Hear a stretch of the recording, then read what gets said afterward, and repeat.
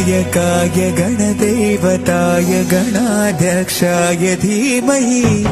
गुणशरीराय गुणमण्डिताय गुणेशानाय धीमहि गुणातीताय गुणाधीशाय गुणप्रविष्टाय धीमहि एकदन्ताय वक्रतुण्डाय गौरीतनयाय धीमहि गजेशानाय भालचन्द्राय श्रीगणेशाय धीमहि